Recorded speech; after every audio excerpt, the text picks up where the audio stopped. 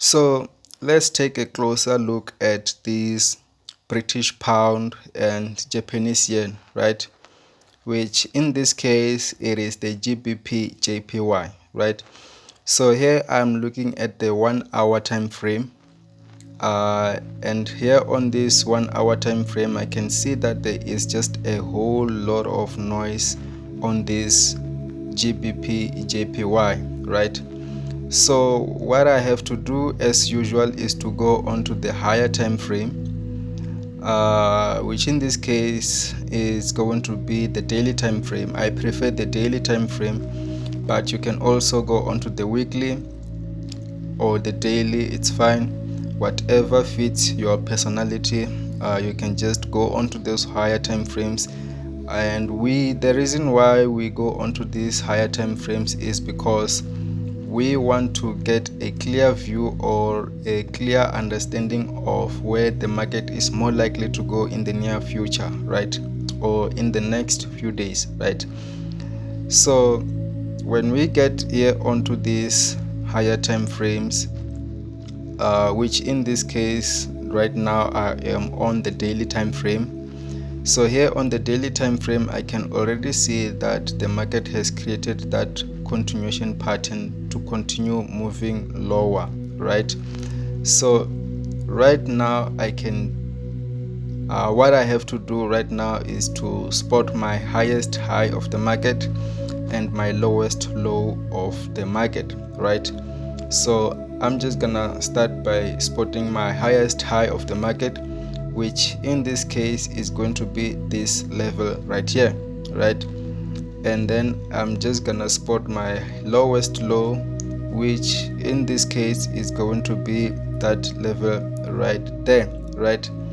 So I've spotted my supply levels and my demand levels, right?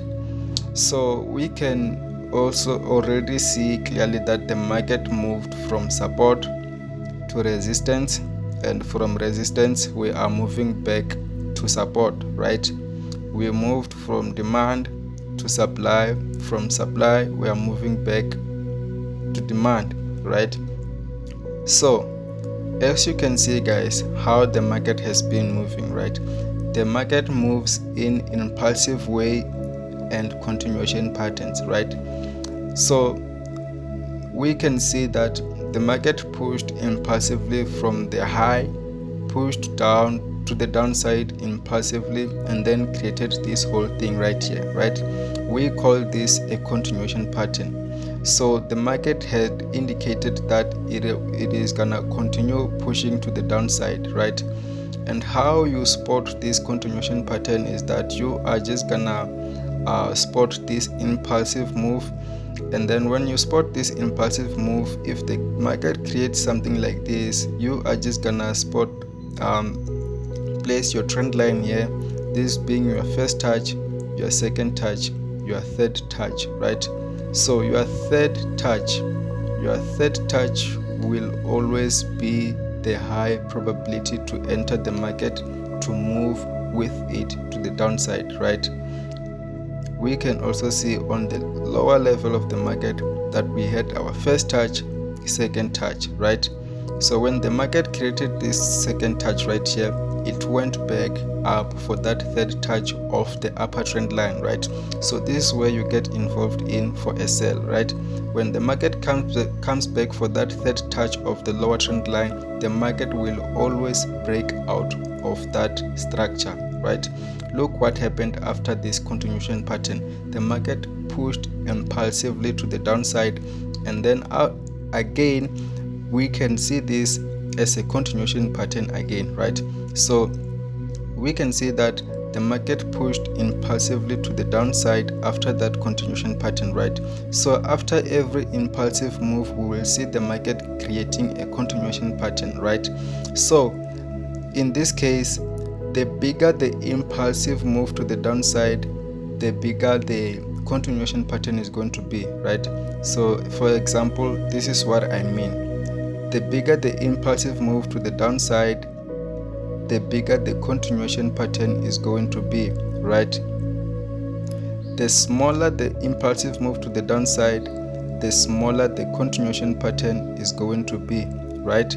So you can see that this was a small impulsive move, and then we had that small continuation pattern, right? And then we had that big impulsive move. Now we are having that big continuation pattern to continue moving lower, right? So this is what happens in the market. Let me just remove this so that we don't have a lot of things on our charts, because a lot of things will confuse us in the markets, right?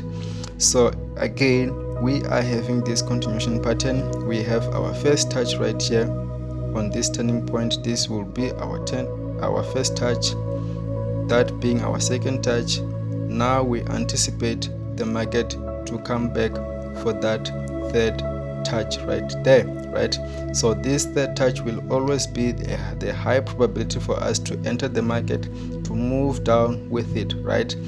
And we also have on the lower level of the market our first touch right there, that being our second touch. But for me, it's not really a second touch. I'll explain for you why it's not a third touch yet. Let me just place this trend properly. No, let me just remove it and explain why it's not. I don't really have that second touch. So for me, the market has not yet completed formulating this whole thing, right? So I'm just gonna wait and see what the market is trying to tell me right here on these levels, because we can see clearly that the market has broken out of this zone right here. This is a level where the market has broken below, right? So now the market maybe is just trying to go back and retest this level to continue moving lower, to give us that pattern right there, this being the pattern first touch, second touch, first touch, second touch right there, right? And then we are just gonna be anticipating a third touch somewhere here on these levels right here, to continue moving higher with the market, break out of the structure, and then come back for that third touch, which is our high probability to enter the market and move lower with it, because the overall movement of this market is a sell, right? So we can't be looking for buys in a market that is selling, right? So when the market comes back for that third touch, we are just gonna continue moving lower with the market, right?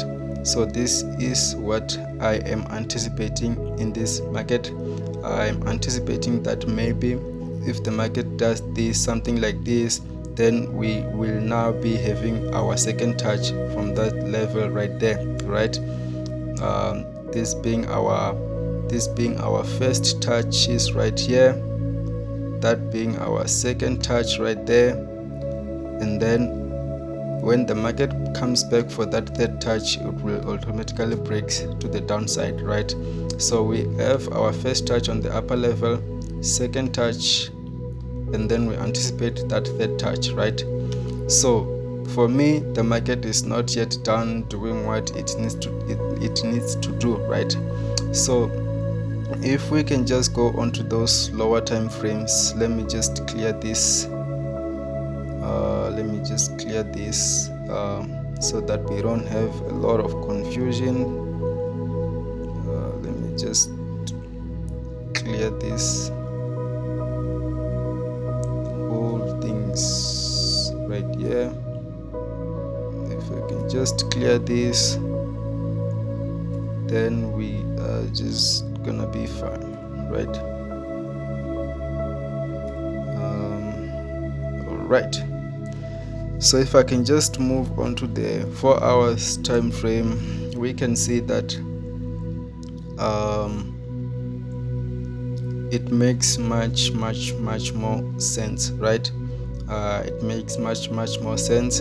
We are looking for the market to push lower, right? So this makes much sense. So if I can just go further onto the lower time frame, which in this case is going to be the 1 hour time frame. Here on this 1 hour time frame, we can now see that the reason I'm saying the market is not yet done completing this whole thing right here is because we can also see that we had a structure right there, that being my first touch, that being my second touch, and that being my third touch right there, right? First touch right there, second touch right there, third touch right there. Like I said before, if the market creates something like this, when it comes back for that third touch, it will always break out of the structure. But this is a pattern within a pattern, so we can see that this whole structure is within this whole structure, right? So this is something that I really don't trade, you know. I really don't get involved in such kind of market. I just analyze them just to see clearly where the market has to reach for that second touch that we are looking for, right? So the market will always come back for that 90% rule. So the market has not yet completed the 90% rule of the structure. So when the market breaks out of a structure, let me just explain that for a bit. So we will have the impulsive move, right, and then a continuation pattern. But here we don't have that impulsive move that is related with this continuation pattern, because this is an inside structure, right? So when the market breaks this structure, right, when the market breaks this structure, the market will always come back to this level where the structure started formulating. We call that level a 90% rule, right? So when the market reaches this level right here on the 90% of this structure, that is where maybe we are gonna be having our second touch, right? As you can see, if the market comes back to this level right here, we're gonna be having our second touch, and then we move higher for that third touch, and then we come back, break out, continue moving lower, right? And this is going to be this is also being supported by this first touch. No, it doesn't exist. I was maybe trying to spot something right there, but no, it does not exist. So this is what happens, right? We are expecting sales on this market. If I can just go back onto the daily time frame, we can see clearly where the market is more likely to go, right? We are expecting sales to move until we reach this lowest low of the market.